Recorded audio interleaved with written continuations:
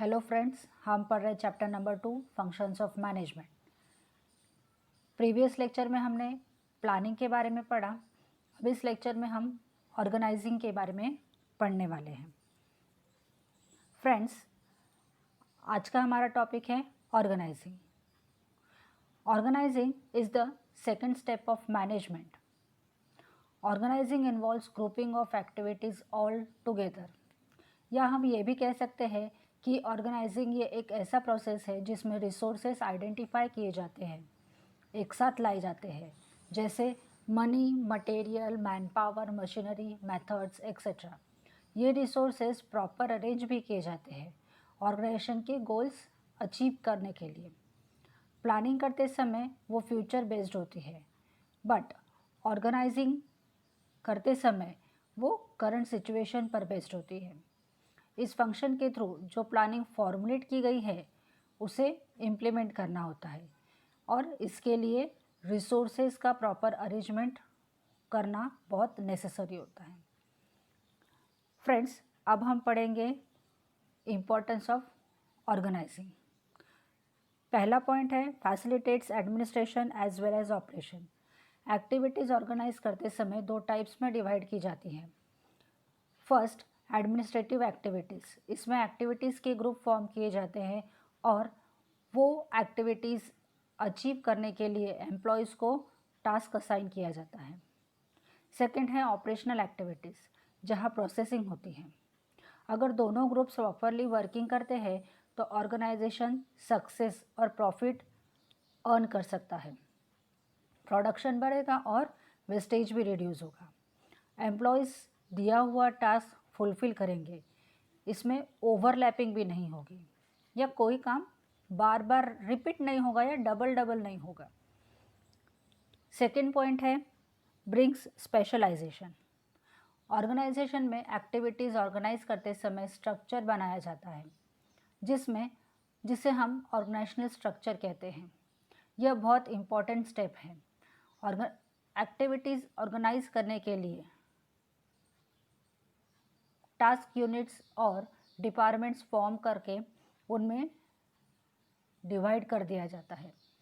इसका एक एडवांटेज ऐसा भी है कि डिपार्टमेंट्स स्पेशलाइजेशन के बेस पर फॉर्म होते हैं।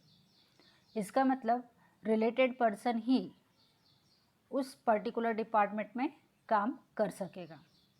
फॉर एग्जांपल, जिस पर्सन को अकाउंटिंग का नॉलेज है वो अकाउंटिंग डिपार्टमेंट में ही काम करेगा। वो और किसी भी डिपार्टमेंट में जाकर वर्किंग नहीं कर सकता या अकाउंटिंग से ही रिलेटेड काम उसे दिया जाएगा। एक्टिविटीज़ स्पेशलाइजेशन से ऑर्गेनाइजेशन की एफिशिएंसी बढ़ती है।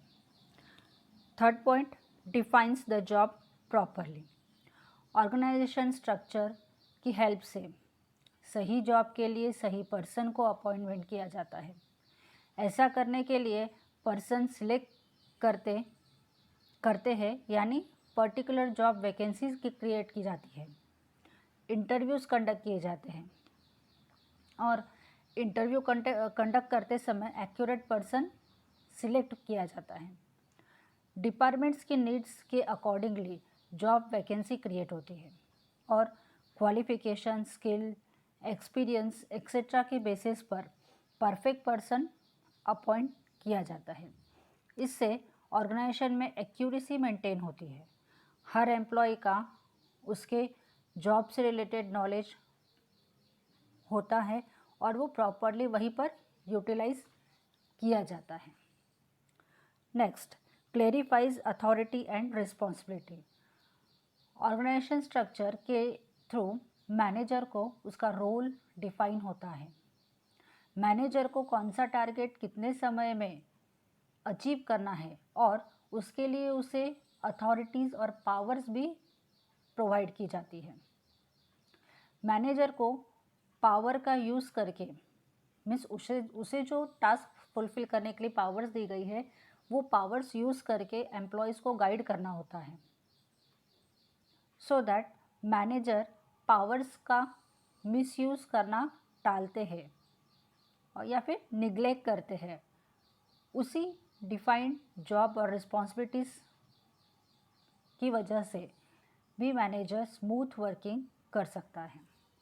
Next, establishes coordination.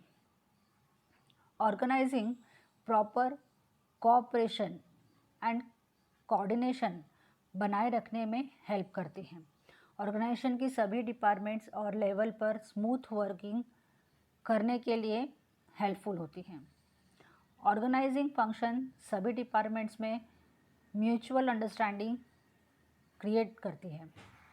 Top level से लेकर बॉटम लेवल तक कोऑर्डिनेशन बनाए रखने में ये फंक्शन बहुत हेल्पफुल होता है, बहुत इम्पॉर्टेंट रोल प्ले करता है।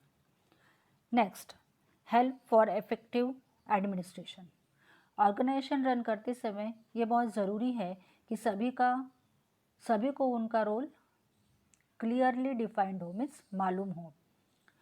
ऑर्गेनाइजिंग फंक्शन की हेल्प से ऑर्गेनाइजेशन में पोजीशंस, डिपार्टमेंट्स, एक्टिविटीज़ और ऑलमोस्ट सबके लिए उनका रोल क्लियरली मेंशन्ड होता है। मीन्स डिपार्टमेंट की क्या रिस्पॉन्सिबिलिटी है, उन्हें क्या क्या काम करना है, कौन सा पर्सन किस पोजीशन पे है और उससे उसकी पोजीशन का और पावर का यूज़ कैसे और कब करना है, ये सब क्लियरली डिफाइंड होता है। जॉब असाइन करते समय right person for right job with right authorities and responsibilities, ये रूल अप्लाई करके ऑर्गेनाइजेशन स्ट्रक्चर फॉर्म किया जाता है। ये सब करते समय division of work and delegation of authority के बेसिस पर होता है। ऐसा करने से ऑर्गेनाइजेशन में सभी लेवल्स पर क्लियर रोल डिफाइन किया जाता है और इफ़ेक्टिव और एफिशिएंट एडमिनिस्ट्रेशन भी किया जाता है। Next, helpful for growth and diversification. किसी भी ऑर्गेनाइजेशन की ग्रोथ उसके स्मूथ और एफिशिएंट फंक्शनिंग पर डिपेंड होती है। अगर ऑर्गेनाइजेशन में रोल क्लियरली डिफाइंड हो, अथॉरिटीज़ प्रॉपरली डेलीगेट होंगी, कोऑपरेशन और कोऑर्डिनेशन होगा और रिस्पॉन्सिबिलिटीज़ अवेयर्ड होंगी, मीन्स सबको मालूम होगी, ऑर्गेनाइजेशन के सभी लेवल्स पर स्मूथ वर्किंग होगी, उसी के साथ वर्क प्लेस पर अप्रोप्रिएट कंट्रोलिंग टेक्निक्स यूज़ की जाती है, तो एक्चुअल परफॉर्मेंस और स्टैंडर्ड परफॉर्मेंस का गैप रिड्यूस किया जा सकता है और परफॉर्मेंस डेवलपमेंट की जा सकती है। ऑर्गेनाइजेशन में ये सारे सिस्टम्स एप्लीकेबल हो तो ऑर्गेनाइजेशन की ग्रोथ हो सकती है। Diversification means turn the business towards other product और अदर सर्विस। मीन्स बिजनेस एक पर्टिकुलर बिजनेस तो कर ही रहा है, बट उसके साथ साथ वो दूसरे बिजनेस के लिए भी इंटरेस्टेड है, वो फिर वो चाहे प्रोडक्ट फील्ड का हो या सर्विसेज फील्ड का हो। With existing business means existing business भी रन हो रहा है। ये तभी पॉसिबल है जब ऑर्गेनाइजेशन का स्ट्रक्चर वेल डिफाइंड होगा। Next, creates sense of security. Sense of security means मैं जहाँ जॉब करता हूँ वो जगह है, वो जॉब मेरे लिए सिक्योर्ड है। इट मीन्स एम्प्लॉयज़ में सेंस ऑफ सिक्योरिटी होना चाहिए कि वो जहाँ काम कर रहा है वो उसके लिए सूटेबल है और सिक्योर्ड है। ऑर्गेनाइजेशन में जॉब करते समय एम्प्लॉयज़ सिक्योर्ड फील करेंगे तो वो ज़्यादा एफिशिएंटली वर्किंग करेंगे। ये तभी पॉसिबल होगा जब ऑर्गेनाइजेशन के सभी लेवल्स पर हर किसी को ड्यूटीज़ और रिस्पॉन्सिबिलिटीज़ क्लियरली डिफाइंड होंगी, असाइंड होंगी या उन्हें मालूम होंगी। सभी पर्सनल अपना अपना job according to their responsibility fulfil करते रहेंगे। इस तरह से एम्प्लॉयज़ मेंटली सेटिस्फाइड होंगे और सिक्योर्ड भी फील करेंगे। Next, scope for innovation. Organising function की हेल्प से एम्प्लॉयज़ को रोल और एक्टिविटीज़ क्लियरली डिफाइंड होती है और वो क्लियरली परफॉर्म्ड भी की जाती है। एम्प्लॉयज़ मेंटली सेटिस्फाइड होते हैं और यही सेटिस्फैक्शन उनमें न्यू आइडियाज़ क्रिएट करने में हेल्प करता है। मीन्स एम्प्लॉयज़ उनका काम नए तरीके से और नए आइडियाज़ के साथ करने लगते हैं। मैनेजर को भी टैलेंट और नॉलेज फ्लरिश करने का एक मौका मिलता है, उसे भी एक स्पेस मिलती है कि वो उसका नॉलेज, उसका टैलेंट यूज़ करके बहुत और ज़्यादा बेटरली ऑर्गेनाइजेशन हैंडल कर सके। ऑर्गेनाइजेशन में इनोवेशंस होने लगते हैं, इस वजह से ऑर्गेनाइजेशन में इनोवेशंस होने लगते हैं। नए चेंजेस अडॉप्ट करके वर्किंग मेथड्स इम्प्रूव करने के लिए स्कोप बढ़ता है। ये तभी पॉसिबल होगा जब ऑर्गेनाइजेशनल स्ट्रक्चर एक्यूरेटली डिफाइंड होगा। हमारा लास्ट पॉइंट है help in optimum utilisation of resources. Manager की हमेशा यही कोशिश होती है कि ऑर्गेनाइजेशन में रिसोर्सेज का ऑप्टिमम यूटिलाइजेशन हो, मीन्स मैक्सिमम रिसोर्सेज का यूज़।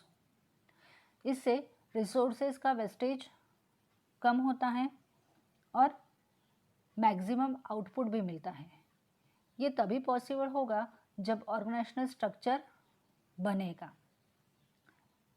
इस फंक्शन की हेल्प से डिफरेंट जॉब्स प्रोवाइड करते समय अलग अलग पर्सन्स को वो जॉब उनकी कैपेबिलिटी के अकॉर्डिंगली प्रोवाइड किया जाता है। इससे एम्प्लॉयज़ को जॉब सेटिस्फैक्शन मिलता है और वो और ज़्यादा एफिशिएंटली काम करते हैं। हर काम करते समय स्पेशलाइजेशन होना ज़रूरी होता है। एम्प्लॉयज़ उनके वर्किंग प्लेस पर हैप्पी रहने चाहिए, मीन्स खुश रहने चाहिए। जहाँ वो काम कर रहे हैं वहाँ पे वो सेटिस्फाइड है और खुश है। एम्प्लॉयज़ ऑर्गेनाइजेशन के रिसोर्सेज का एम्प्लॉयज़ ऑर्गेनाइजेशन के रिसोर्सेज का प्रॉपर यूटिलाइजेशन करते रहेंगे। अगर राइट वर्कफोर्स राइट प्लेस पर यूटिलाइज की जाए तो रिसोर्सेज ये ऑप्टिमम लेवल तक यूज़ होंगे और इसका बेनिफिट ये होगा कि ऑर्गेनाइजेशन कंटिन्यूसली सक्सेस अचीव करता रहेगा। Thank you friends.